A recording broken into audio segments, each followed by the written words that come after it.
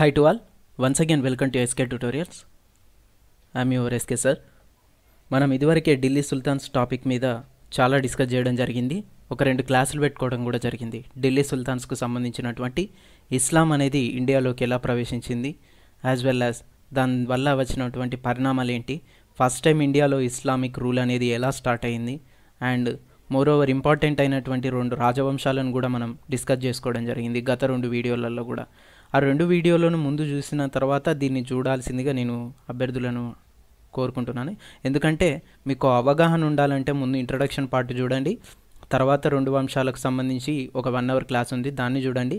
As well as దాని తర్వాత ఈ ఢిల్లీ సుల్తాన్స్ రిమైనింగ్ పార్ట్ గురించి చూడండి. ఈ ఢిల్లీ సుల్తాన్స్ రిమైనింగ్ పార్ట్ మొత్తం అయిపోయిన తర్వాత మళ్ళీ మొఘల్స్ అనేవాళ్ళు ఇండియాలోకి ఎంటర్ అవుతారు. ఓకే, ఈ ప్రాసెస్లో మనం ఎలా చదువుకోవాలి ఏంటి అనేది మళ్ళీ ఈ క్లాస్లో డిస్కస్ చేసుకుందాం. అండ్ మోరోవర్ ఈ ఢిల్లీ సుల్తాన్స్కు సంబంధించిన ఫస్ట్ 2 క్లాసులను కూడా నేను మీకు డిస్క్రిప్షన్లో ఇవ్వడానికి ట్రై చేస్తాను లింకులు. Okay, let's go to the topic. మనం ఇదివరకే బానిస వంశం గురించి పార్ట్ 1లో, ఢిల్లీ సుల్తాన్స్ పార్ట్ 1లో అండ్ ఖిల్జీ వంశం గురించి నేర్చుకోవడం జరిగింది. ఇప్పుడు రిమైనింగ్ పార్ట్లో దాదాపుగా ఈ 3 క్లాసెస్, ఈ 3 రాజవంశాల గురించి చర్చించుకోవడానికి ట్రై చేద్దాం. ఓకే, ఫస్ట్ తుగ్లక్ వంశం. ఇది ఓవరాల్గా మీకు ఒక అవగాహన ఉండాలి అనే ఉద్దేశంతో నేను ఇక్కడ ఇయర్స్ ఇస్తూ ఉంటాను. ప్రతి క్లాస్లో చెప్పేదే ఇది. హిస్టరీకి సంబంధించి ఇయర్స్ అనేది ఒక అవగాహనకు యూజ్ అయ్యేటువంటివి. ఏదో చారిత్రక నేపథ్యం ఉన్నప్పుడు మాత్రమే వాటికి సంబంధించినటువంటి ఇయర్స్ మీరు గుర్తుపెట్టుకోవాలి. ఫర్ ఎగ్జాంపుల్ 1857 తిరుగుబాటు ఉంది, లేకపోతే ప్లాసీ యుద్ధం సంబంధించినటువంటి ఇయర్ వచ్చినప్పుడు దానికి సంబంధించిన ఇయర్ గుర్తుంచుకోవడం, ఇలా ఇంపార్టెన్స్ ఉన్న డేట్స్ మాత్రమే గుర్తుంచుకోండి, ఇయర్స్ మాత్రమే. అండ్ మోరోవర్ ఇప్పుడు జరిగే కాంపిటేటివ్ ఎగ్జామ్స్లో మనం దాదాపుగా చూసుకున్నట్టయితే 2008 నుంచి కూడా ఎప్పుడు ఇయర్స్ను అడగడం లేదు. అంతకుముందు ఇన్ డెప్త్గా అడిగేవాళ్ళు. ప్రజెంట్ మాత్రం 2008 నుంచి జరిగే ప్రతి ఎగ్జామ్లో, కాంపిటేటివ్ ఎగ్జామ్ వరల్డ్లో ఏ ఎగ్జామ్ గురించి అయినా కూడా ఇయర్స్ అడగడం లేదు. ఓకే, ఇది కూడా మీరు అండర్లైన్ చేసుకోండి. అండ్ తుగ్లక్ వంశానికి సంబంధించినటువంటి 3 రాజులు ఉన్నారు. వాళ్ళే గియాజుద్దీన్ తుగ్లక్, మహమ్మద్ బిన్ తుగ్లక్ అండ్ ఫిరోజ్ షా తుగ్లక్. ఇండివిజువల్గా ఒక్కొక్క పర్సన్ గురించి మళ్ళీ మనం డిస్కస్ చేసుకుందాం ఈ తుగ్లక్ ఫ్యామిలీలో. Okay, let's go to the topic name Ghiyasuddin Tughlaq. And ఈయన గియాజుద్దీన్ తుగ్లక్ 1320 to 25 వరకు రూల్ చేయడం జరిగింది. ఓకేనా. అండ్ ఈయన తుగ్లక్ వంశస్థాపకుడు. ఎప్పుడైనా నేను ఫస్ట్ వీడియోలో చెప్పినట్టుగానే ఏం గుర్తుంచుకోవాలి, వంశస్థాపకుడు అనే పర్సన్ గుర్తుంచుకోవడం ఇంపార్టెంట్. ఈ వంశస్థాపకులు ఇన్ డెప్త్గా అడిగితే గ్రూప్ 2 అయినా కానివ్వండి, లేకపోతే గ్రూప్ 1 లెవెల్ అయినా కానివ్వండి, ఇన్ డెప్త్గా అడిగే ఛాన్స్ ఉంటే ఇలా వంశస్థాపకుని గురించి అడిగే ఛాన్స్ ఉంటుంది. ఇదివరకే చెప్పినట్టు నేను వంశాల గురించి సీక్వెన్స్ కూడా గుర్తుంచుకోవాలని ఫస్ట్ వీడియోలో చెప్పాను, అది కూడా గుర్తుంచుకోండి. అండ్ ఈ రాజుల సీక్వెన్స్ కూడా కొంచెం గుర్తుంచుకోవడానికి ట్రై చేయండి. అంత ఇంపార్టెంట్ కాదు, కాకపోతే వంశస్థాపకుడు అనేవాడు మాత్రం ఖచ్చితంగా ఇంపార్టెంటే. ఓకే, ఎవరు? తుగ్లక్ వంశస్థాపకుడు గియాజుద్దీన్ తుగ్లక్. ఓకే, నెక్స్ట్ తురుష్కులలో కరౌనా తెగకు చెందినవాడు. ఇది డెప్త్గా నేను గ్రూప్ 1 క్యాండిడేట్స్కి యూజ్ అయ్యేలా కొంచెం మ్యాటర్ ఇచ్చాను. ఇవి మీరు గుర్తుంచుకోవాల్సిన టాపిక్ వచ్చినప్పుడు మాత్రమే నేను చెప్తాను, అవి గుర్తుంచుకోండి అని. ఓకే, నెక్స్ట్ తల్లి హిందూ జాట్ వనిత. ఇక్కడ పాయింట్ ఆఫ్ వ్యూ మీరు చూసుకున్నట్టయితే తండ్రి ఎవరు? ఒక ముస్లిం పర్సన్. తల్లి ఎవరు? ఒక జాట్ వనిత, హిందూకు సంబంధించినటువంటి జాట్లు వనిత. ఈ జాట్లైనా కానివ్వండి, నెక్స్ట్ ప్రతాప్స్ అయినా కానివ్వండి, ఇంకా కొందరు వస్తూ ఉంటారు మనకు. వీళ్ళందరూ కూడా వీర తెగలకు సంబంధించిన వారు ఇండియాలో. అంటే ఒక proud to be and Jat అనే విధంగా ఉంటారు. వాళ్ళ వేషధారణ అయినా కానివ్వండి, గంభీర్యత అయినా కానివ్వండి, దేశం కోసం ప్రాణాలు ఇవ్వడం అయినా కానివ్వండి, వీరత్వంలో ఇలాంటి వాళ్ళు చాలా ముందు ఉండేవారు. అందుకే ఇలాంటి వాళ్ళను ప్రిఫర్ చేసి మరి సంబంధాలు కలుపుకోవడానికి ముస్లిం రాజులు చాలామంది వివాహాలు చేసుకోవడం జరిగింది, బలం పుంజుకోవడానికి రాజకీయంగా. ఓకేనా. ఇతని తండ్రి కూడా జాట్ వనితను అందుకే చేసుకోవడం జరిగింది. అండ్ గియాజుద్దీన్ తుగ్లక్ వంశ స్థాపకుడు అయ్యాడు. ఓకే, అతని తల్లి మాత్రం జాట్ వనిత. ఇది అంత ఇంపార్టెంట్ కాదు, అతని మీద అవగాహన గుర్తుంచుకోవడానికి మీకు ఇది యూజ్ అవుతూ ఉంటుంది. గ్రూప్ 1లో మాత్రం ఎగ్జామ్స్ రాసేటప్పుడు మీరు వ్యాస రూపంలో రాయాలి కాబట్టి ఈ పాయింట్స్ అన్నీ యూజ్ అవుతూ ఉంటాయి. ఓకే, నెక్స్ట్ మంగోళ్ళ దాడి నుంచి రక్షణ ఢిల్లీ సమీపంలో తుగ్లకాబాద్ అనే పట్టణం నిర్మించి రాజధానిగా చేసుకున్నాడు. ఓకేనా.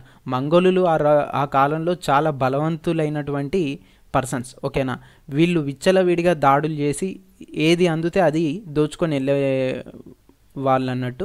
ఫర్ ఎగ్జాంపుల్ మనం నార్మల్గా ఇప్పుడు చూసే ఎగ్జాంపుల్గా చెప్పుకోవాలని అనుకుంటే రీసెంట్గా బాహుబలి సినిమాలో కిలికిలి స్లాంగ్ మాట్లాడే పర్సన్స్ ఉంటుంటారు నల్లగా. వాళ్ళందరూ మూకుమ్మడిగా ఒక అవగాహన లేకుండా ఒక యుద్ధ సన్నాహాలు లేకుండా మీద పడిపోయి ఏది దొరికితే అది దోచుకొని, ఎవరి దొరికితే వాళ్ళని చెరిచేసి, రాజ్యాన్ని అస్తవ్యస్తం చేసేసి మొత్తం దోచుకొని వెళ్ళిపోయే పర్సన్స్ వాళ్ళను కిలికిలి స్లాంగ్ మాట్లాడే వాళ్ళగా చూపెట్టడం జరిగింది.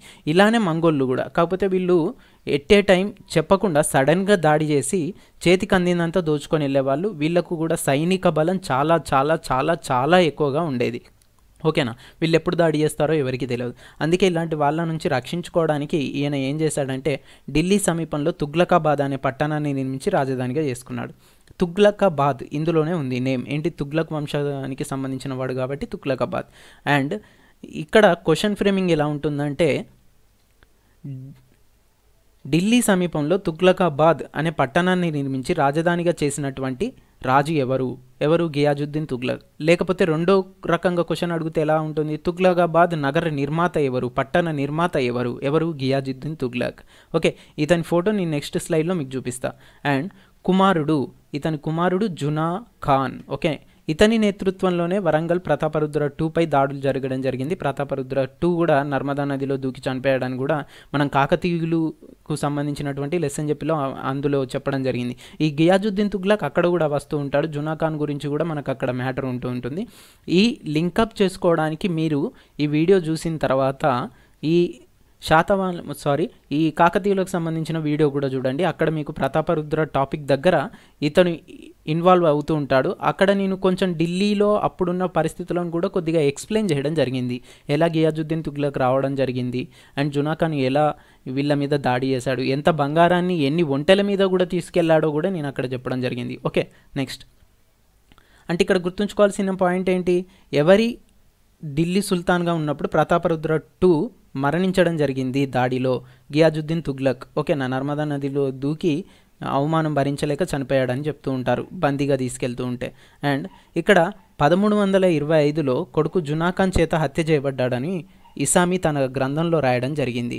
ఏంటి మరి నిజంగానే హత్య చేశాడా అంటే ఇది డైలమా క్వశ్చన్, అంటే చెప్పలేం ప్రాపర్గా మనం. ఎందుకు అంటే బెంగాల్ మీద దాడికి డైరెక్ట్గా ఇతని ఫాదరే వెళ్ళాడు, జునా ఖాన్ ఫాదరే, నథింగ్ బట్ గియాజుద్దీన్ తుగ్లకే వెళ్ళాడు.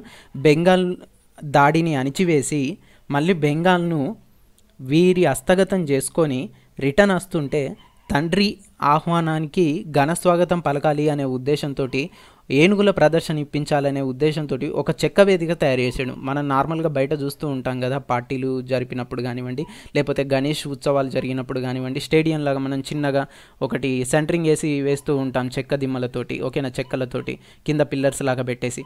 అలానే ఒక చెక్క వేదిక తయారు చేయించుకోవడం జరిగింది గియాజుద్దీన్ తుగ్లక్. ఈ చెక్క వేదిక మీద ఏనుగుల ప్రదర్శన ఇచ్చేటప్పుడు అన్ఎక్స్పెక్టెడ్గా యాక్సిడెంటల్గా ఆ చెక్క వేదిక కూలి ఈ యాక్సిడెంట్లో గియాజుద్దీన్ తుగ్లక్ మరణించడం జరిగింది. ఓకే, నెక్స్ట్ గియాజుద్దీన్ తుగ్లక్ ఈయనే పర్సన్.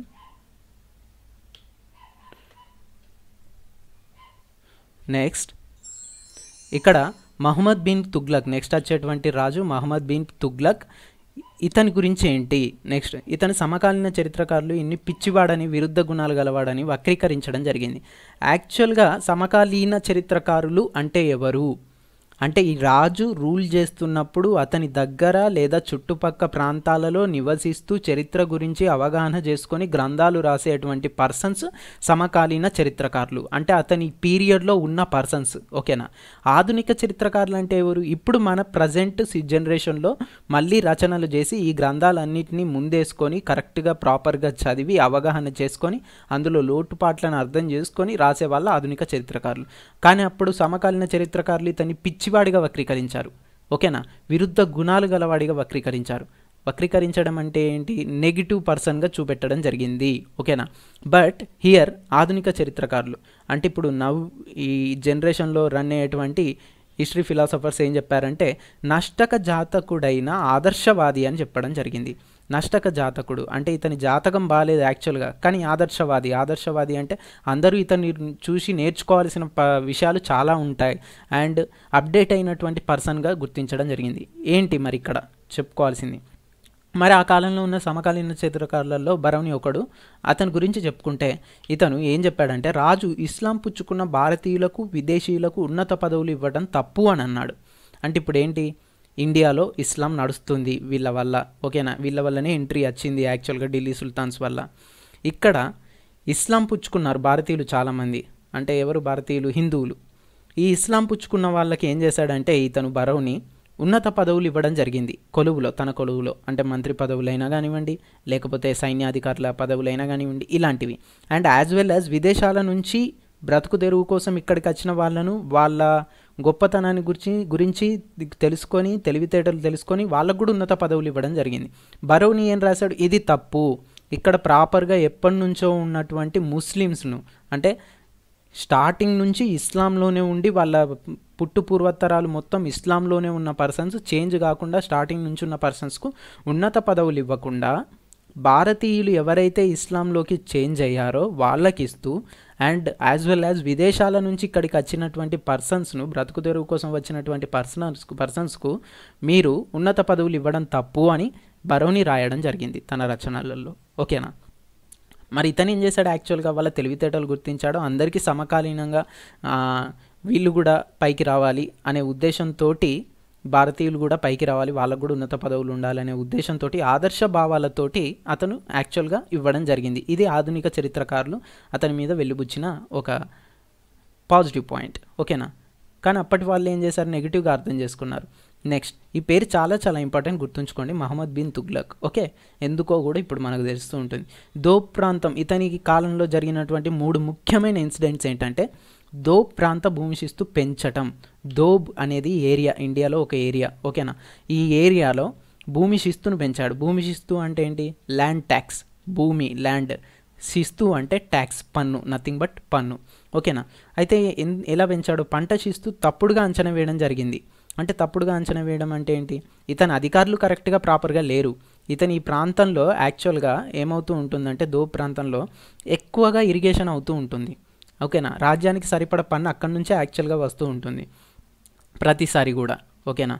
ఎక్కువగా వసూలయ్యేది అక్కడనే. ఈయన ఏం చేశాడు, రాజ్యానికి ఇన్కమ్ ఎక్కువగా ఉండాలి, సైన్యాన్ని పెంచుకోవాలి, సరౌండింగ్స్లో రాజ్యాలు మనల్ని బెదిరిస్తున్నాయి, వాళ్ళ నుంచి ప్రొటెక్షన్ కోసం ఎక్కువ సైనికులను రిక్రూట్ చేసుకోవాలి, ఇదంతా జరగాలంటే ట్యాక్సెస్ ఎక్కువ రావాలి, ఈ ట్యాక్సెస్ ఎక్కువ రావాలంటే పంట శిస్తు మీద ట్యాక్స్ ఎక్కువ వేయాలి అనే ఉద్దేశంతో ఏం చేశాడు, ఈ దోబ్ ఏరియాలో పండే పంటల మీద ఎక్కువ ట్యాక్స్ వేయడం జరిగింది. పాపం ఇతనికి తెలియని విషయం ఏంటంటే, అక్కడ ఆ రోజులలో కరువు నడుస్తుంది, ఓకే. అధికారుల మధ్యలో కూడా కరెక్ట్గా ప్రాపర్ కమ్యూనికేషన్ లేదు. ఒకడు ఎక్కువ నేను తక్కువ కాదు అనే ఉద్దేశంతో వాళ్ళల్లో వాళ్ళు గొడవలు కూడా పడుతూ ఉండేవారు అధికారులు. For example mandal level officer ఒకడు ఉంటాడు, విలేజ్ లెవెల్ ఆఫీసర్ ఒకడు ఉంటాడు. విలేజ్ లెవెల్ ఆఫీసర్ ఏం చేస్తాడు, ట్యాక్స్ వసూలు చేసి మండల్ నుంచి జిల్లాకి, జిల్లా నుంచి సెంట్రల్ గవర్నమెంట్కి ఇలా వెళ్తూ ఉండేది అన్నట్టు ఆ కాలంలో ఒక అంచనా వేసుకుంటే. అయితే ఇక్కడ విలేజ్లో ఉండే పర్సన్కి, మండల్లో ఉండే పర్సన్కి మధ్యలో విభేదాలు ఉండేవి, ఓకేనా. అతనేంటి నా మీద రూల్ చేసేది, నాకు ఇంతమంది మనుషులు ఉన్నారు, ఒక విలేజ్ మొత్తం నా చెప్పు చేతుల్లో ఉంది అనే విభేదాలు ఉండేది. ఈ ప్రాపర్గా ఇక్కడ కరువు నడుస్తుందని ఇతను వెళ్ళి మండల్కి చెప్పలేదు, మండల్ వెళ్ళి జిల్లాకి చెప్పలేదు, జిల్లా వెళ్ళి స్టేట్కి చెప్పలేదు, స్టేట్ వెళ్ళి కూడా సెంట్రల్కి చెప్పలేదు. ఇలా వాళ్ళల్లో ఉన్న అసమానతల వల్ల కూడా ఈ కరువు నడుస్తుందనే మ్యాటర్ రాజు దాకా వెళ్ళలేకపోయింది, ఓకేనా. అసలు యాక్చువల్గా అతను తప్పు లేదనేది ఆధునిక చరిత్రకారుల భావన. ఎందుకు ప్రతిసారి అక్కడ పంట ఎక్కువగా నడుస్తుంది, లాభాలు ఎక్కువగా పొందుతున్నారు రైతులు, కాబట్టి కొంచెం ఎక్కువ ట్యాక్స్ వేద్దామనే ఉద్దేశంతో వేయడం జరిగింది, ఓకే. నెక్స్ట్, దివానీ కోహి అనే వ్యవసాయ శాఖను కూడా ఏర్పాటు చేయడం జరిగింది, ఓకేనా. ఈ పాయింట్ గ్రూప్ 1 అభ్యర్థులకు ఇంపార్టెంట్. దివానీ కోహి అనే వ్యవసాయ శాఖను ఏర్పాటు చేసినటువంటి ఢిల్లీ సుల్తాన్ రాజు ఎవరు, మహమ్మద్ బిన్ తుగ్లక్, ఓకే. మరణాలు, అంటువ్యాధులు 2.5 సంవత్సరాల పాటు ఇవన్నీ కూడా ఆ ఏరియాలో జరగడం జరిగింది, ఇతను రూల్ చేస్తున్నటువంటి సెంట్రల్ రాజధాని క్యాపిటల్ ఏరియాలో. అప్పుడు ఏం చేశాడు, కనౌజ్ వద్ద గంగానది ఒడ్డున స్వర్గద్వారి శిబిరంలో నివాసం ఉన్నాడు. దాదాపు 2.5 years అక్కడ నివాసం ఉన్నాడు. ఎందుకు, అతను క్యాపిటల్ సిటీ దగ్గర ఏమైందనంటే, అతను ఉన్నటువంటి రూల్ చేసే క్యాపిటల్ సిటీ దగ్గర చుట్టూ అంటువ్యాధులు రావడం జరిగింది. జస్ట్ లైక్ ప్లేగు కావచ్చు, క్షయ కావచ్చు, ఇలాంటివన్నీ వచ్చి చాలామంది ప్రజలు చనిపోతూ ఉన్నారు. అందుకు గాను ఈయన ఏం చేశాడు, తనకు కూడా రావచ్చు, తన చుట్టూ ఉన్న పర్సన్స్ కూడా రావచ్చు, ఓకే, నా రూల్ చేయడానికి నేను ఉండకపోవచ్చు, నా ఫ్యామిలీ ఖరాబ్ అవుతుందేమో అనే ఉద్దేశంతో అక్కడి నుంచి రాజధానిని వదిలేసి గంగా నది ఒడ్డున ఒక శిబిరం ఏర్పరచుకున్నాడు. శిబిరం నథింగ్ బట్ ఏంటి, మనం నార్మల్గా వంటలకు వెళ్ళినప్పుడు, క్యాంప్కి వెళ్ళినప్పుడు ఒక టెంట్ లాగా వేసుకొని ఎలా ఉంటామో అలానే ఒక టెంట్ వేసుకొని చుట్టూ ఒక సర్కిల్ లాగా గోడ వేసుకొని దాంట్లో ఇతను ఉండేవాడు. 2.5 years ఉన్నాడు సైన్యాన్ని అక్కడికి షిఫ్ట్ చేయించుకొని. ఓకేనా. ఇక్కడ పాయింట్ ఏంటి, కనౌజ్ వద్ద గంగానది ఒడ్డున స్వర్గాదరి అనే శిబిరం ఏర్పరచుకొని 2.5 సంవత్సరాలు అక్కడే ఏది మన మ్యాన్షన్ వదిలేసి ఉన్నటువంటి రాజు ఎవరు, మహమ్మద్ బిన్ తుగ్లక్. ఓకే. నెక్స్ట్ రాజధాని మార్పు కూడా ఇతని కాలంలో జరిగింది. అయితే ఇక్కడ పాయింట్ ఏంటంటే ఢిల్లీ నుంచి దౌలతాబాద్కు రాజధాని మార్చాడు. Very very very very important point. ఎందుకు, దౌలతాబాద్ ఎక్కడుందండి, దేవగిరి. అంటే ఎక్కడ, నథింగ్ బట్ మన సౌత్ రీజియన్, మన కాకతీయులకు ఇది కాకతీయ రాజ్యం. ఇప్పుడు నేను వేసేది ఎగ్జాంపుల్కి, ఈ కాకతీయ రాజ్యంకి లెఫ్ట్ సైడ్లో దేవగిరి ఉండేది. యాక్చువల్గా దేవగిరికి మన కాకతీయులకు పడకపోయేది. ఓకేనా. ఈ దేవగిరిని ఆక్రమించుకున్నారు ఢిల్లీ సుల్తాన్లు. మనం ఇంతకుముందు ప్రతాపరుద్రుని సిచ్యువేషన్ చెప్పుకోవడానికంటే ముందే కూడా ఈ దేవగిరిని ఆక్రమించుకోవడం జరిగింది. ఓకేనా. ఆ టైంలో ఫస్ట్ తుగ్లకే ఆక్రమించుకోవడం జరిగింది దేవగిరిని. అయితే ఈయన ఏం చేశాడు, ఈ మహమ్మద్ బిన్ తుగ్లక్ ఏం చేశాడంటే, ఈ second Tughlaq already south region మన హ్యాండ్ ఓవర్లో ఉండడం లేదు, మనం ఎక్కడనో సౌత్లో ఉంటున్నాం, ఇక్కడ నార్త్ రీజియన్ మన దక్షిణ పథం మొత్తం మన హ్యాండ్ ఓవర్లో ఉండటం లేదు, మనం ఇక్కడ నుంచి సెంట్రల్లో రూల్ చేస్తుంటే ఈ పర్సన్స్ అందరూ కూడా తిరుగుబాటు చేస్తున్నారు, యుద్ధాలు చేస్తున్నాం, మళ్ళీ ఇక్కడికి రావడానికి 1 సంవత్సరం 2 సంవత్సరాలు పడుతుంది యుద్ధాలు చేసి, మళ్ళీ ఇక్కడ ట్యాక్స్ కట్టమని ఇతనికి వర్తమానం పంపితే ఇతను మళ్ళీ స్వతంత్రత ప్రకటించుకొని నేను ట్యాక్స్ కట్టా అంటున్నాడు.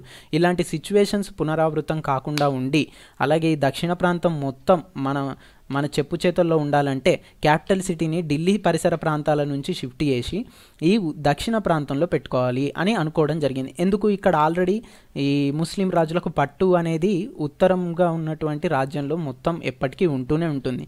కాబట్టి ఇతను ఏమనుకున్నాడు, దక్షిణంలో కూడా ఆ పట్టు మనకు మొత్తం రావాలి అనే ఉద్దేశంతో క్యాపిటల్ సిటీని ఢిల్లీ పరిసర ప్రాంతాల నుంచి షిఫ్ట్ చేసి దేవగిరికి మార్చుకోవడం జరిగింది.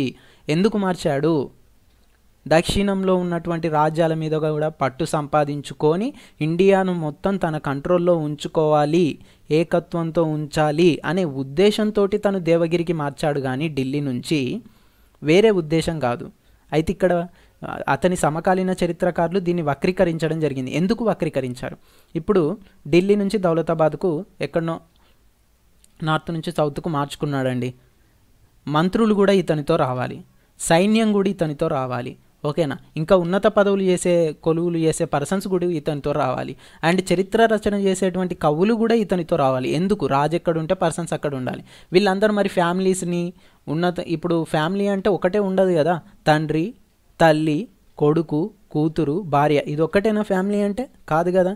చుట్టాలు ఉంటారు, అత్తలు ఉంటారు, మామలు ఉంటారు, బాబాయిలు ఉంటారు, పెద్దనాన్నలు ఉంటారు, తాతలు ఉంటారు, వాళ్ళ తాత వాళ్ళ నాన్నలు కూడా ఉండే సిచ్యువేషన్స్ కూడా కొన్ని ఉంటాయి. వీళ్ళందరినీ వదిలేసి వాళ్ళ చిన్న ఫ్యామిలీని పట్టుకొని ఇక్కడికి వస్తే వాళ్ళకు ఒక రకంగా బలం అనేది ఉంటుందా? ఉండదు. వాళ్ళు త్యాగం చేయలేకపోయారు. ఈ రాజులాగా మహమ్మద్ బిన్ తుగ్లక్ లాగా అతని దురాలోచన కాదు, అంటే లాంగ్గా ఆలోచించి, లాంగ్ పీరియడ్గా ఆలోచించి ఫ్యూచర్లో బాగుండాలనే ఉద్దేశంతో అతను చేసిన ఆలోచనను వీళ్ళు అర్థం చేసుకోలేకపోయారు. అందుకే మళ్ళీ వక్రీకరించడం జరిగింది. మీ వల్ల మేము సుఖశాంతులు కోల్పోతున్నాం, నువ్వు పిచ్చి పని చేస్తున్నావు, అసలు దౌలతాబాద్కు మార్చాల్సిందేంటి, ఎప్పటి నుంచో మనం స్ట్రాంగ్గా ఉన్నది ఢిల్లీలో ఉన్నాం, ఢిల్లీని వదిలేసి వీక్గా ఉన్న దౌలతాబాద్కు క్యాపిటల్ సిటీ మార్చావా అనే ఉద్దేశంతో దూరాలోచన చేయడం జరిగింది. ఓకేనా, అనడం జరిగింది. అందుకే ఇతను ఏం చేశాడు, మళ్ళీ ఇక్కడ దౌలతాబాద్కు ఎన్ని రోజులు ఉండడం జరిగింది, 1327లో షిఫ్ట్ అయితే 35 వరకే ఉంది. కానీ ఇతను రూల్ చేసింది ఎప్పటి వరకు, 51 వరకు రూల్ చేశాడు. అంటే 27, 28, 29, 30, 31, 32, 33, 34, 35 దాదాపుగా 8 సంవత్సరాలు మాత్రమే దౌలతాబాద్ దగ్గర ఉండగలిగాడు. అండ్ మళ్ళీ ఇక్కడ నుంచి రివర్స్ ఢిల్లీకి వెళ్ళిపోవడం జరిగింది. ఓకేనా.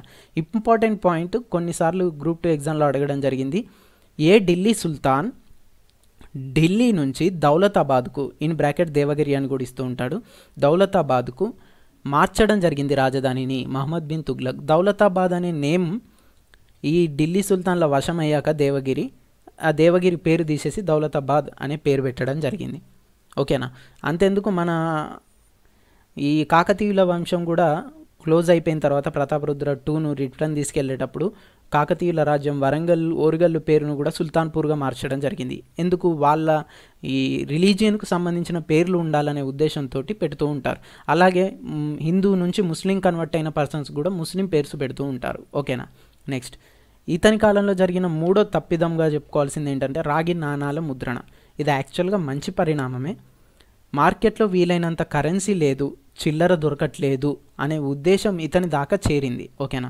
మార్కెట్లో కరెక్ట్గా కరెన్సీ దొరకట్లేదు చిల్లరకు అనేది ఇతని దాకా చేరడం వల్ల ఇతను ఏం చేశాడనంటే రాగి నాణాల ముద్రణ చేయడం జరిగింది. రాగి కాపర్ కాయిన్స్ను ముద్రించడం జరిగింది.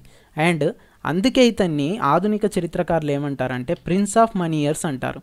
ఓకేనా. ప్రిన్స్ ఆఫ్ మనీ ఇయర్స్ అని ఆధునిక చరిత్రకారులు ఎవరిని పిలవడం జరిగింది? Important point, Mohammad bin Tughlaq. కానీ ఇక్కడ నెగిటివ్గా ఏమైందంటే, ఎందుకు మనం ఇంతకుముందే చెప్పుకున్నాం ఆధునిక చరిత్రకారులు ఏమన్నారు? నష్టజాతకుడైన ఆదర్శవాది అని అన్నారని చెప్పుకున్నాం. నెగిటివ్ పాయింట్ ఏమైందంటే సరైన ప్రాపర్ పారామీటర్స్ ఇతను అనుకోలేదు రాగి నాణాల ముద్రణలో, కాపర్ కాయిన్స్ ముద్రించేటప్పుడు. ఓకేనా. సరైన పారామీటర్స్ అంటే ఏంటి? కాయిన్ ఉంటుంది, ఫర్ ఎగ్జాంపుల్ రౌండ్గా ఉంటుంది, దీని డయామీటర్ ఎంత ఉంటే బాగుంటుంది, మొత్తం ఎడ్జ్ మొత్తం రౌండ్గా ఉంటుందా ప్రాపర్గా. ఓకేనా. ఇట్ సైడ్ ఎలాంటి ముద్రలు ఉంటాయి, బ్యాక్ సైడ్ ఎలాంటి ముద్రలు ఉంటాయి, ఈ ముద్రలు మనమే చేయగలగాలి. ఓకేనా. మన టంకశాలలో మనం కరెన్సీ ముద్రించేటువంటి కర్మాగారంలో మాత్రమే ఆ ముద్ర దొరకాలి, ఎక్కడా దొరకకూడదు అలాంటి ముద్రలు ఈజీగా వేయడానికి అనేటివి. ఇలాంటివి ఆలోచించకుండా కొంచెం అతి ఉత్సాహంతో స్పాట్లో రాగి నాణాలను ముద్రించడం జరిగింది. అయితే ఇప్పుడు ఏమైంది? రాజ్యం మొత్తం మీద ప్రతి కంసారి కూడా రాగిని కొనుక్కొస్తాడు, కాయిన్స్ రౌండ్గా వేస్తాడు, సీల్ అతని ఇంట్లోనే అతను తయారు చేసుకొని డైరెక్ట్ ముద్ర కొట్టేసి కాయిన్స్ తయారు చేయడం స్టార్ట్ అయిపోయింది. అక్సలుదేదో నకిలీదేదో తెలియకుండా అయిపోయింది ప్రజెంట్. అంతెందుకు, మనం కూడా ఇప్పుడు నార్మల్గా కరెన్సీని ముద్రించే దొంగ కరెన్సీ ముఠాలను అని పేపర్లో పట్టుకుంటున్నారు, అక్కడ ఇక్కడ పట్టుకుంటున్నారు అని తెలుస్తూ ఉంటుంది. సేమ్ వాళ్ళు కూడా అసలుకు నకిలీకి తేడా లేకుండా ఎలా ముద్రించగలుగుతున్నారో అంతకంటే ఎక్కువగా సులువుగా ఈ రాగి నాణాల ముద్రణ ప్రతి కంసారి కూడా తన ఇంట్లో చేస్తూ ఉండడం స్టార్ట్ అయిపోయింది. ఓకేనా. అయితే ఇతనికి కూడా, రాజుకు కూడా ఈ మ్యాటర్ తెలిసిపోయింది. తెలిసిపోవడం వల్ల ఇతను ఏం చేశాడు? రాగి నాణాల ముద్రణను ఆపేసి ఈ కాడ నుంచి రాగి నాణాలు చెల్లవు, అవన్నీ వేస్ట్ నాణాలు అని ప్రకటించడం జరిగింది. మరి అంతసేపు యాక్చువల్గా ఇతను ముద్రించిన నాణాలు కూడా మార్కెట్లోకి వెళ్ళిపోయినాయి. ఓకేనా. మరి ఆ నాణాలు ఉన్న వాళ్ళందరూ వేస్టేనా? ప్రజలలో కూడా ఇతని మీద వ్యతిరేకత వస్తుందా రాదా? ఫర్ ఎగ్జాంపుల్ పిఎం మోడీ మన దగ్గర ఈ 2016 ఎండింగ్లో డిసెంబర్లో 500 నోట్లు 1000 నోట్లు రద్దు చేయడం జరిగింది. 500, 1000 నోట్లు రద్దు చేయడం జరిగింది. ఈ రద్దు చేస్తానా అని ప్రకటించేసి వదిలేసిండు. మరి మన దగ్గర నోట్లు ఉన్నాయి, మరి ఎక్స్చేంజ్ చేయన్నా వద్దా? చేస్తేనే కదా అతని మీద వాల్యూ ఉండేది. ఎన్నో కష్టాలు పడ్డాం, అది సెకండరీ విషయం, ఏటీఎంలలో లైన్లో నిల్చోవడం అదంతా. బట్ అతను కరెన్సీ చేంజ్కు ఛాన్స్ ఇచ్చాడు, ఓకే అనిపించింది. కానీ ఇక్కడ కరెన్సీ చేంజ్కు ఛాన్స్ ఇచ్చాడా? ఇతని దగ్గర రాలేదు. అది ఇక్కడ నెగిటివ్ పాయింట్. ప్రజలలో కూడా అసమానత, అతని మీద ప్రాపర్గా అవగాహన లేకుండా పోయింది, ప్రజలకు కూడా నమ్మకం లేకుండా పోయింది రాజు మీద. ఓకేనా. ఈ బరౌనీ లాంటి వాళ్ళు ఏం రాశారంటే కోట వెనక గోడ సైడు వెనకాల, కోట గోడ వెనకాల బ్యాక్ సైడ్, కోట గోడ వెనకాల పోర్ట్ వాల్ బ్యాక్ సైడ్ ఏమైందంటే కుప్పలు తెప్పలుగా రాగి నాణాలను పారబోయడం జరిగింది అని చెప్పడం జరిగింది. అంటే అవన్నీ చెల్లవు అని మళ్ళీ అనడం జరిగింది. ఇవన్నీ ముందు కరెక్ట్గా ప్రాపర్ ఆలోచన చేయకుండా, అన్నిటినీ కండిషన్స్ను తీసుకోకుండా, సర్వే చేయకుండా చేయడం వల్ల ఇతను నష్టజాతకుడైన ఆదర్శవాదిగా పేరు పొందడం జరిగింది. ఓకే. ఇది మహమ్మద్ బిన్ తుగ్లక్ ఇంపార్టెంట్ పాయింట్స్. ఓకేనా. రాజధాని ఢిల్లీ నుంచి దౌలతాబాద్ మార్చింది ఎవరు? ఒకే పర్సన్, ఎవరు మార్చలేదు అట్లా దేవగిరికి. ఎందుకు? దక్షిణం వైపు రాలేదు ఏ పర్సన్ కూడా. తర్వాత వస్తే మొఘల్లో మనకు ఒక పర్సన్ గురించి వచ్చే ఛాన్స్ ఉంది, అది నేను మీకు ఎక్స్ప్లెయిన్ చేస్తా మొఘల్స్ వచ్చినప్పుడు టాపిక్. ఓకే, గుర్తుంచుకోండి ఈ పాయింట్స్ అన్నీ. నెక్స్ట్, ఆ కాలంలో వరంగల్లో మస్నూరి రాజ్యం నడుస్తుంది, కర్ణాటకల విజయనగరం నడుస్తుంది, గుల్బర్గాల బహుమని రాజ్యం నడుస్తుంది మన సౌత్ రీజియన్ సైడ్. ఓకేనా. అండ్ ఇక్కడ ఏమైందంటే ఈ ప్రాంతాలన్నింటిలో కూడా నేను ఇంతకుముందు ఎందుకు దేవగిరి మార్చిండో చెప్పిన, ఎందుకు ఢిల్లీలో ఉంటాడు, ఇక్కడ సౌత్లో ఉండే వాళ్ళకు లెంత్ ఎక్కువ అయిపోతుంది, దక్షిణ పథంలో ఉండే వాళ్ళకు వీళ్ళు అక్కడ నుంచి ఇక్కడికి వచ్చేలోపే యాక్టివ్గా అయిపోవచ్చు అనే ఉద్దేశంతో ప్రతి ఒక్కరు స్వతంత్రత ప్రకటించుకొని పన్ను కట్టడం, ట్యాక్స్ కట్టడం మానేస్తూ ఉన్నాడు సామంతరాజులు. ఓకేనా. అయితే ఇది మళ్ళీ అక్కడికి వెళ్ళిపోయిండు ఢిల్లీకి 1935లో, సారీ ఇంతకుముందు చెప్పుకున్నాడు 35 ఏరియా ఆ ప్రాంతంలో వెళ్ళిపోయిండు. దేవగిరి నుంచి షిఫ్ట్ అయిపోయి మళ్ళీ ఢిల్లీకి రిటర్న్ వెళ్ళిపోయిండు అని చెప్పుకున్నాం. మళ్ళీ ఇక్కడ స్వతంత్రాలు ప్రకటించుకోవడం జరిగింది, గుజరాత్ ఏరియా, వరంగల్ ఏరియా. ఈయన ఏం చేశాడు, మళ్ళీ ఆ తిరుగుబాట్లను అణచాలనే ఉద్దేశంతో రాజే స్వయంగా యుద్ధంలోకి దిగి తిరుగుబాట్లను అణచివేస్తూ వచ్చాడు. గుజరాత్లో ఉన్నటువంటి తిరుగుబాటును అణిచే క్రమంలో తట్టా, ఇది గుజరాత్ ఏరియా సరౌండింగ్స్లో ఉండేటువంటి ప్లేస్, తీవ్ర అనారోగ్యంతో చనిపోవడం జరిగింది. యుద్ధాలు ఏకదాటిగా చేస్తూ వెళ్ళిపోయిండు, ఆరోగ్యం మొత్తం క్షీణించేసి తట్టా అనే ప్లేస్లో అనారోగ్యంతో చనిపోవడం జరిగింది. ఓకే, అంటే ఇతని శకం ముగిసింది. నెక్స్ట్ వచ్చినటువంటి తుగ్లక్ ఫిరోజ్ షా తుగ్లక్. ఓకే, అయితే ఈయన ఎవరంటే మహమ్మద్ బిన్ తుగ్లక్ బాబాయ్ రజబ్ కొడుకు. ఓకేనా, మహమ్మద్ బిన్ తుగ్లక్ బాబాయ్ రజబ్ కొడుకు అంటే ఏంటి, ఫిరోజ్ షా తుగ్లక్ ఇంతకుముందు తుగ్లక్ ఏమవుతాడు, మహమ్మద్ బిన్ తుగ్లక్కి తమ్ముడు లేదా అన్న వరుస అవుతూ ఉంటాడు. ఓకే, ఈయనే ఫిరోజ్ షా తుగ్లక్. ఓకే, ఇది ఇంపార్టెంట్ కాదు, మీకు ఒక అవగాహన ఉండాలి, ఇతను ఎవరు, ఎక్కడి నుంచి వచ్చాడనే పర్సన్ తెలుసుకోవాలనే ఉద్దేశంతో చెప్పడం జరిగింది. ఓకే, ఇతని తల్లి ఎవరు, అబోహార్ రాజపుత్ర ఆడపడుచు బీబీ నైలా అని అన్నాం. అబోహార్ రాజపుత్ర ఆడపడుచు, రాజపుత్రులు అంటే హిందువులు, మరి బీబీ నైలా అంటున్నాం ఏంటి, ముస్లిం పేరు కదా.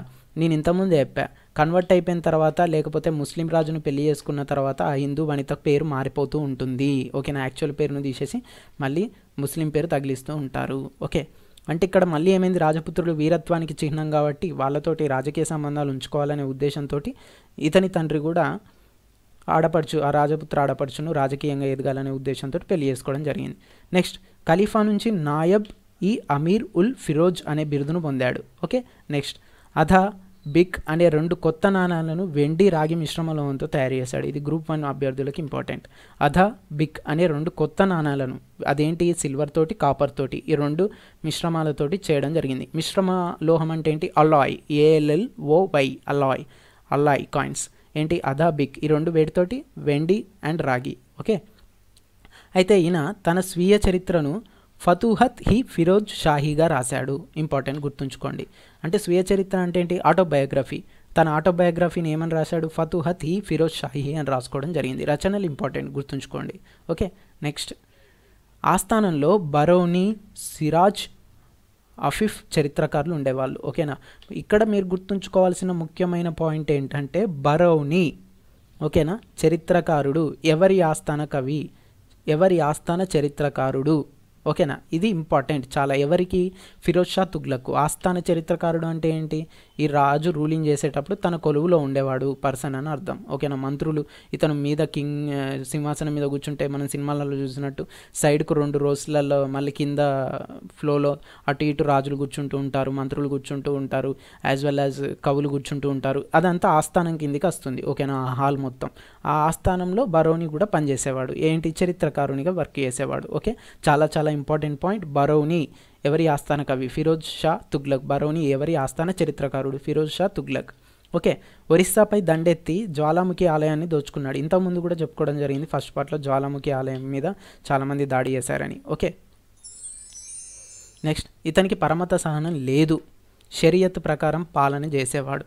పరమత సహనం అంటే హిందూ మతం ఇవన్నీ కూడా అతనికి నచ్చు. దేవుడు ఒక్కడే, అతడు ఎవరు, అల్లా మాత్రమే. అతనికి రూపం ఉంటుందా, ఉండదు. ఓకే, ఇలా షరియత్ ప్రకారమే రూలింగ్. మన దగ్గర దేవుళ్ళు ఎంతోమంది ఉంటారు, హిందూ పురాణాలలో లక్షల సంఖ్యలో దేవుళ్ళు ఉంటారు మన దగ్గర. ఓకే, ఇక్కడ ముస్లిం మహిళలు సాధువుల సమాధుల వద్ద పూజలు చేయడాన్ని, బయటకు వెళ్ళడాన్ని నిషేధించిండు. ఎందుకు, షరియత్లో అలా లేదు. ముస్లిం మహిళలు సాధువుల సమాధుల దగ్గర దీపాలు పెట్టడం, అగరబత్తీలు వెలిగించడం, బయటికి రావడం ముసుగులు లేకుండా, ఇవన్నీ షరియత్ విరుద్ధం. అందుకే దీన్ని అతను నిషేధించడం జరిగింది. నిషేధించడం అంటే ఏంటి, ప్రాహిబిటెడ్, మొత్తానికి అది చేయడానికి వీల్లేదు, బయటికి రాకూడదు, ఇలాంటి పూజలు చేయకూడదు అని జీవో పాస్ చేసేసిండు. ఓకే, నెక్స్ట్, జిజియా పన్నును ప్రత్యేకంగా అమలు చేసిండు. యాక్చువల్గా జిజియా పన్ను అంటే ఏంటంటే, ముస్లిం రాజులు కింగ్స్ రూల్ చేసేటప్పుడు ముస్లిమ్స్ కాకుండా నాన్ ముస్లిం పర్సన్స్ ఎవరైతే ఉంటారో, హిందువులైనా కానివ్వండి, క్రిస్టియన్స్ అయినా కానివ్వండి, నార్మల్గా అప్పుడు క్రిస్టియానిటీ అంత లేదు, మన దగ్గర రాలేదు కూడా, ఇలాంటి పర్సన్స్ నాన్ ముస్లిమ్స్ ఎవరైతే ఉంటారో వాళ్ళందరికీ ఈ జిజియా పన్ను అనేది వర్తిస్తూ ఉంటుంది. బట్ ఇంతకు ముందు రాజులు ఏం చేశారంటే ఢిల్లీ సుల్తాన్స్ బ్రాహ్మణులకు జిజియా పన్ను నుంచి మినహాయింపు ఇవ్వడం జరిగింది. అంటే వాళ్ళు గొప్పవాళ్ళు కదా, హిందూ మతంలో పెద్దవాళ్ళుగా, అగ్రగణ్యులుగా, అగ్రకుల వ్యవస్థ స్థాపకులుగా పిలువబడేది ఎవరు? బ్రాహ్మణులు, తర్వాత క్షత్రియులు, తర్వాత కిందికి మళ్ళీ వస్తూ ఉంటుంది ఫ్లో. అంటే స్టార్టింగ్ ఎవరు?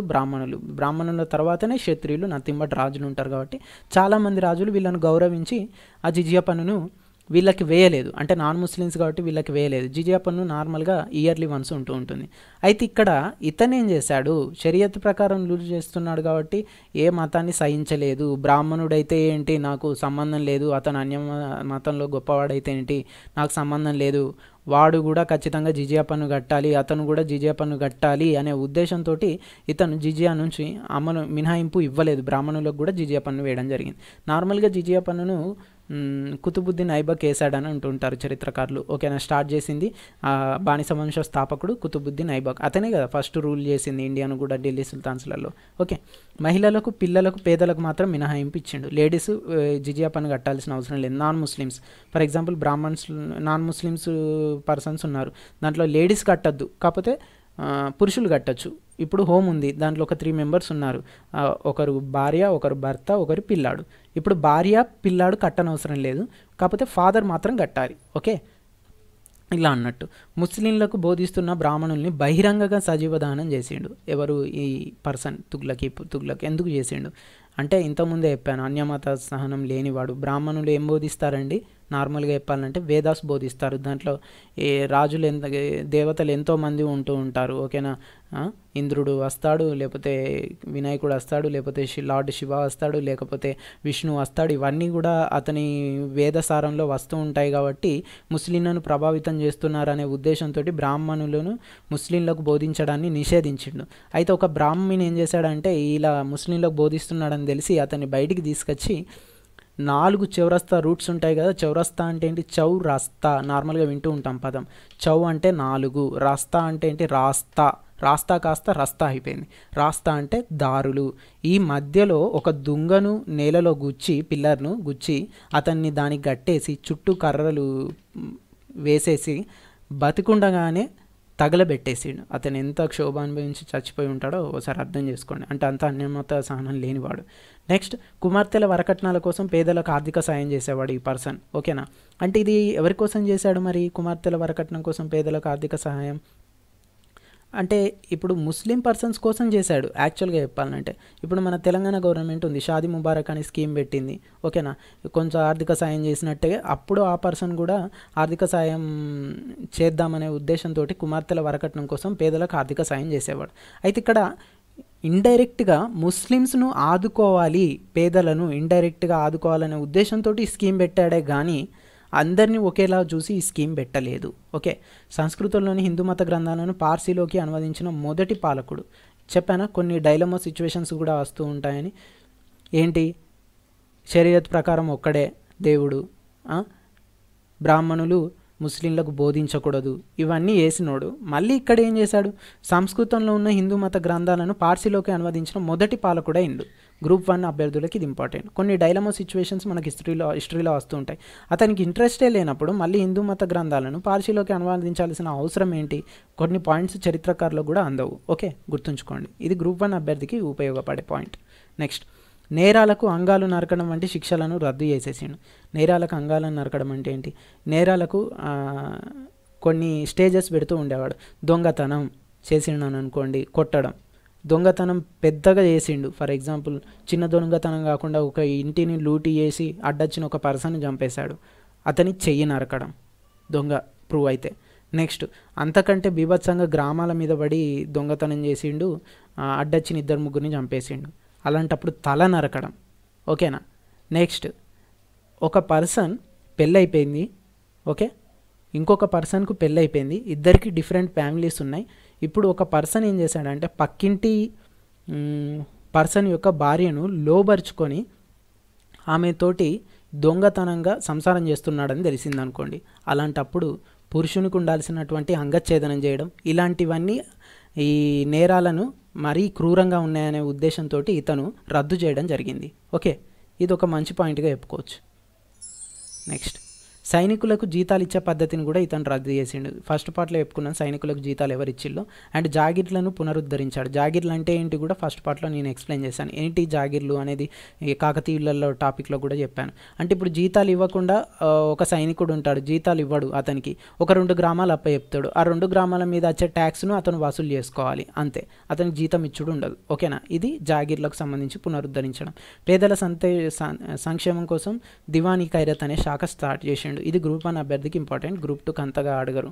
ఓకే, ఢిల్లీలో దార్ ఉల్ షిఫా అనే వైద్యశాల ఏర్పాటు చేశాడు. ఢిల్లీలో దార్ ఉల్ షిఫా అనే వైద్యశాల ఏర్పాటు చేసిన పర్సన్ ఎవరు? ఇది కూడా ఎవరి కోసం? పేదల కోసం. ఓకేనా, నార్మల్గా తెలంగాణ స్లాంగ్లో వింటూ ఉంటాం దవాఖానకి వెళ్ళొచ్చినావా అని. అంటే ఏంటి? దవాఖానా అనేది ఈ ముస్లిం పాలకులకు సంబంధించిన పాయింట్ ఆఫ్ వ్యూలోనే వస్తుంటుంది, ఉర్దూ రిలేటెడ్ వర్డ్గా. ఏంటి? దవా అంటే ఏంటి? మందు. ఖానా అంటే ఏంటి? మింగడం లేదా తినడం. మందు మింగడం దవాఖానా అంటే. ఓకేనా, రోగులకు మాత్రమే కదా మందులు ఇచ్చేది. ఓకే, నెక్స్ట్ అలాంటిదే ఇది కూడా దార్ ఉల్ షిఫా అనే పదం కూడా.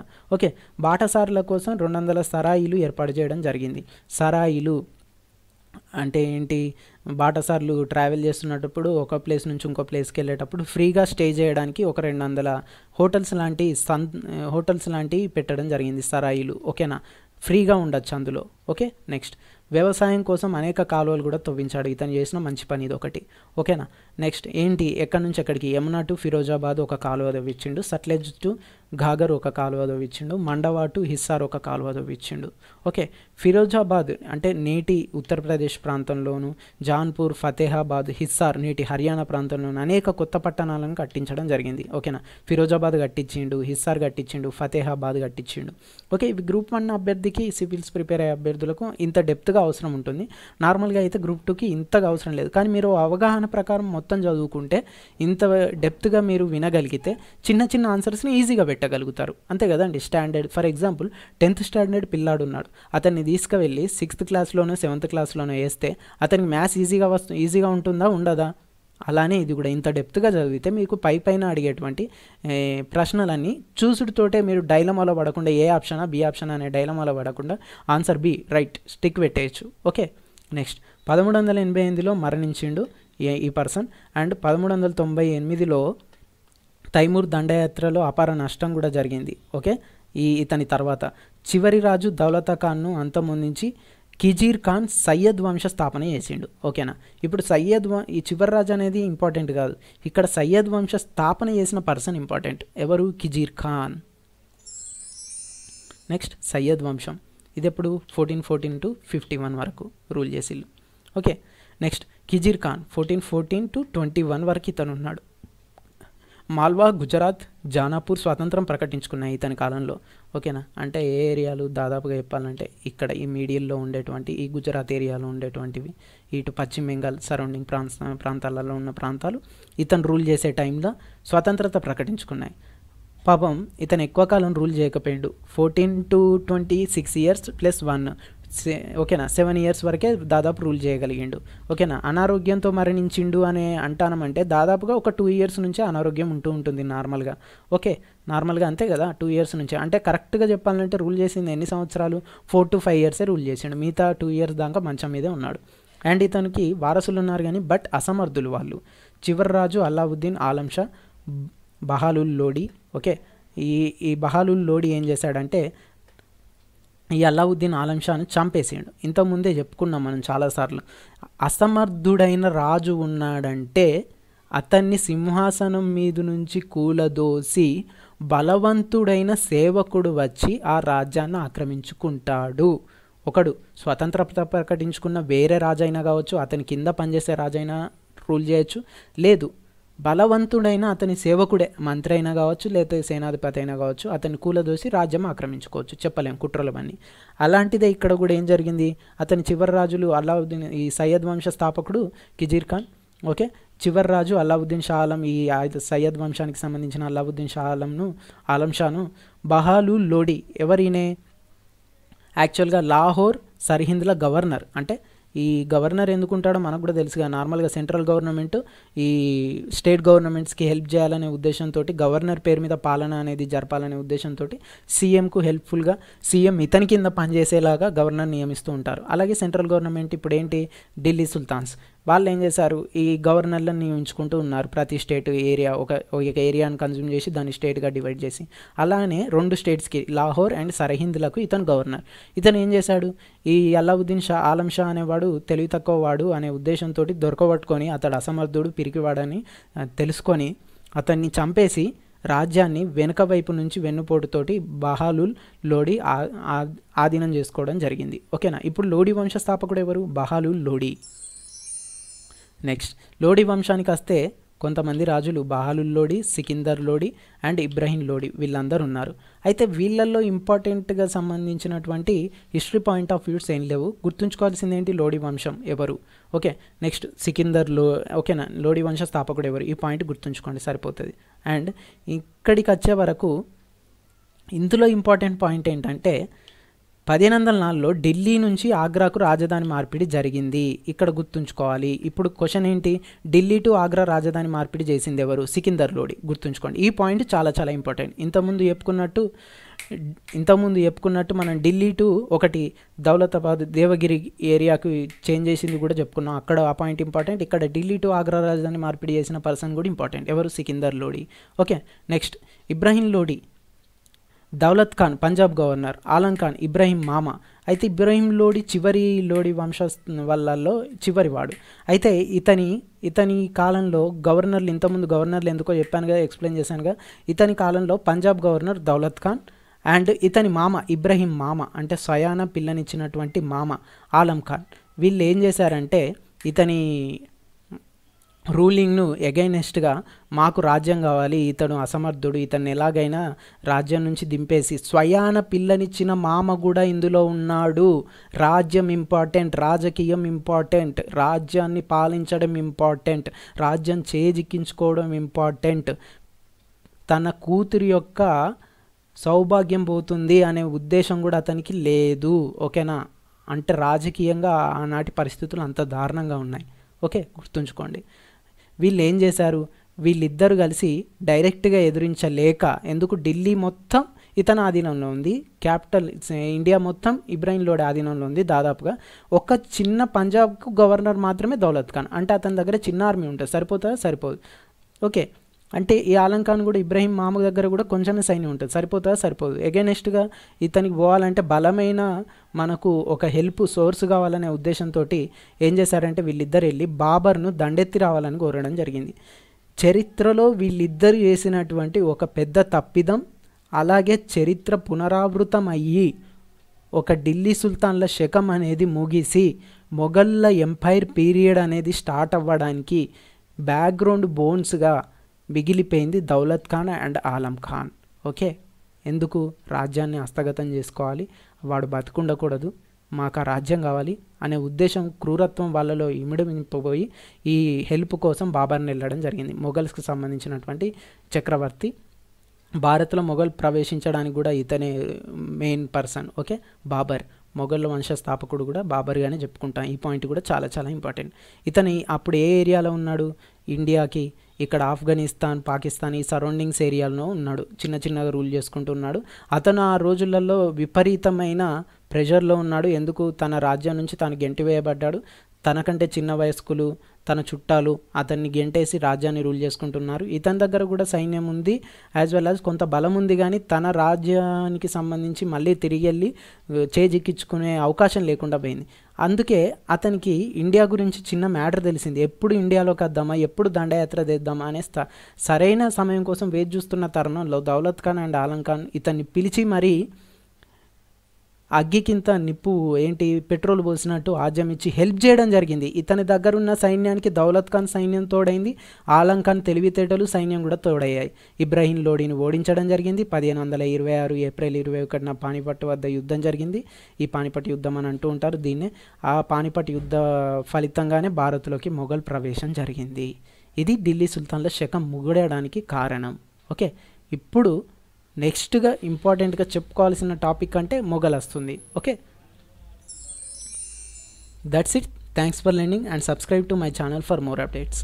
Thank you once again. If you like the video, share with your friends.